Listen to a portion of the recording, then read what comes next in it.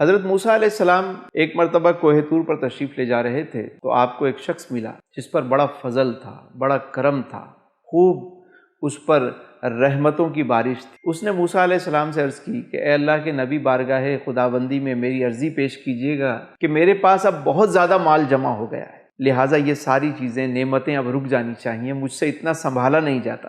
آپ علیہ السلام نے فرمایا ٹھیک ہے۔ آگے گئے تو ایک بڑا مفلوک الحال شخص ملا جو انتہائی غریب تھا، یہاں تک کہ اس کے تن پر کپڑے بھی نہیں تھے، ناف سے لے کر گھٹنوں تک کا جو حصہ ہے اس پر اس نے ریت ڈالی ہوئی ہے، اور وہ اس بے کسی اور بے بسی کے عالم میں کہتا ہے اے اللہ کے نبی، آپ بارگاہ خداوندی میں میرا بھی حال بیان کریں کہ رب مجھ پر بھی کرم کرے، میرے بھی حالات بدل جائیں، مجھ پر بھی کرم ہو جائے۔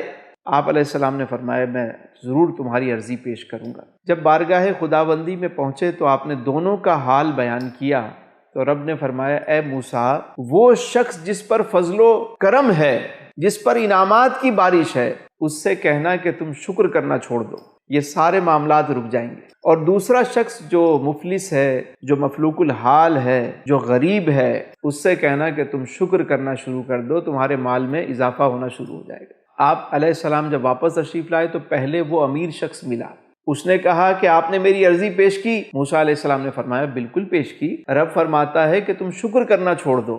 جیسے ہی اس نے یہ جملہ سنا کہنے لگا اے اللہ کے نبی، ایک ہی چیز تو میرے پاس ہے، میرے پاس یہی شکر گزاری تو ہے، میرے نامہ اعمال میں اس کے علاوہ کچھ ہے ہی نہیں، میں یہ چھوڑ نہیں سکتا۔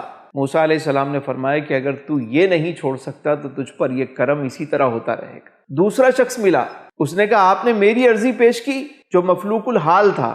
موسیٰ علیہ السلام نے فرمایا ہاں، رب فرماتا ہے تم شکر ادا کرنا شروع کر دو۔ اس نے کہا اے موسیٰ، میں بھلا کیوں شکر کروں؟ میرے پاس شکر کرنے کے لیے ہے ہی کیا؟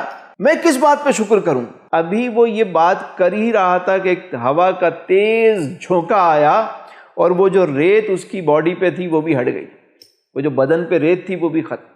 یاد رکھیے کرم جب ہوتا ہے جب ہم شکر ادا کرتے ہیں۔ ہم سمجھتے ہیں کہ صرف مال و زر کا ہونا ہی شکر گزاری کے لیے ضروری ہے۔ اللہ نے جو ہمیں نعمتیں عطا کی، ایمان کی دولت جو ہمیں دی، اس پر جتنا شکر ادا کریں کم ہے۔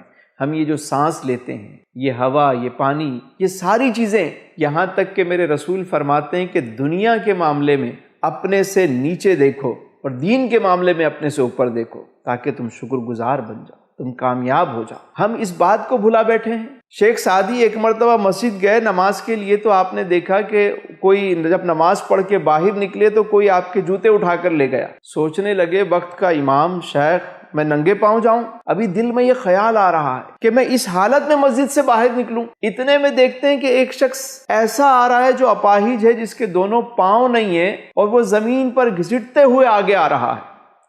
شیخ سعدی نے جب یہ منظر دیکھا تو وہیں اسی حال میں سجدے میں گر گئے، کہا مولا میرے تو صرف جوتے نہیں ہیں، اس کے تو پاؤں نہیں ہیں، مولا تیرا لاکھ لاکھ شکر ہے کہ تو نے مجھے پاؤں کی دولت تو عطا فرمائی، میرے پاؤں تو سلامت عطا فرمائے ہیں۔ ایک بزرگ رحمت اللہ علیہ کے بارے میں نے پڑھا کہ ان کے پاؤں میں زخم ہو گیا، ان کے مریدین جمع ہو گئے اور آ کر عیادت کرنے لگے کہ حضور آپ کے پاؤں میں زخم ہو گیا ہے، اور ادھر جب سے ان کے پاؤں میں زخم ہوا وہ اللہ کا شکر ادا کر رہے تھے، یا اللہ تیرا شکر ہے، یا اللہ تیرا شکر ہے، یا اللہ تیرا شکر ہے۔ مریدین نے پوچھا کہ یہ کون سا مقام شکر ہے؟ آپ نے فرمایا کہ یہ زخم میرے پاؤں میں ہوا ہے، میری آنکھ میں نہیں ہوا، اگر میری آنکھ میں ہوتا میں کیا کرتا؟ صرف ہم سوچ بدلیں گے اور جب نیچے دیکھیں گے تو زبان سے شکر ادا ہوگا، اور جب شکر ادا ہوگا تو پھر خوب کرم ہوگا۔